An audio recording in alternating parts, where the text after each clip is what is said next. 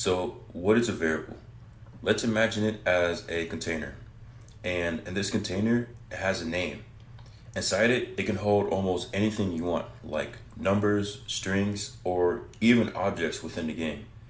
This container is what we call a variable. Let's break it down with an example. Say you create a variable called player's health. You can assign it a value like 100 to represent the player's health in your game. So player's health equals 100.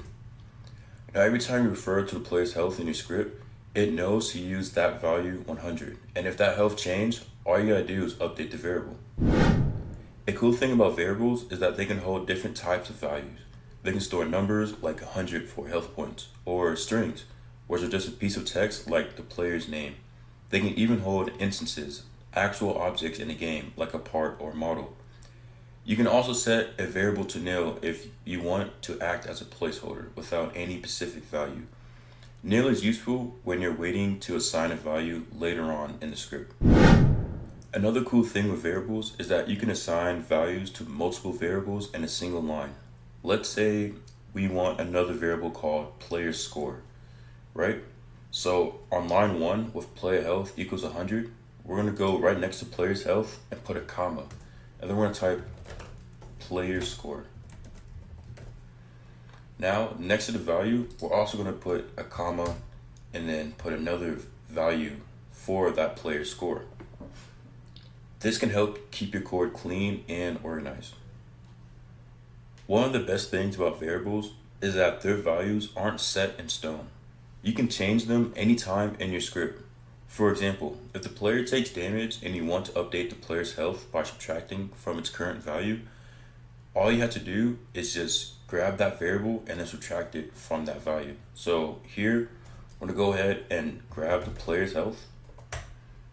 I'm gonna say equal player's health subtracted by, let's say 10. This will make the player's health down to 90. This ability to update variables is what makes them so powerful and flexible. Now, let's talk about the difference between global and local variables. When you create a variable without any specific keywords like player's health, it's usually global. And that means it can be accessed anywhere in your script or even other scripts if needed.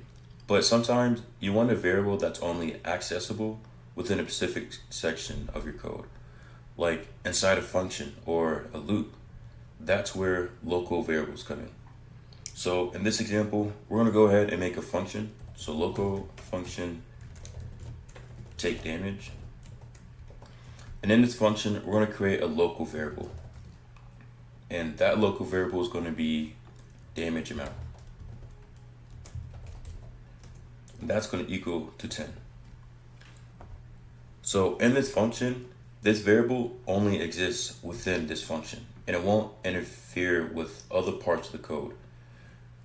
So this variable damage amount is only accessible within this function. If we were to call damage amount below that function, we will get an error. So if I were to do a print statement damage amount, as you can see, it's an error.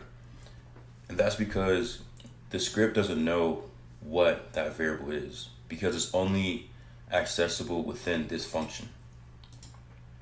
Now, you must be wondering, why is this important? The reason why it's important is because using local variables help keep your code organized and prevents mistakes. If you have a lot of global variables, they can sometimes overlap or intervene with each other. Local variables are safe to use when only need them in a specific part of your script.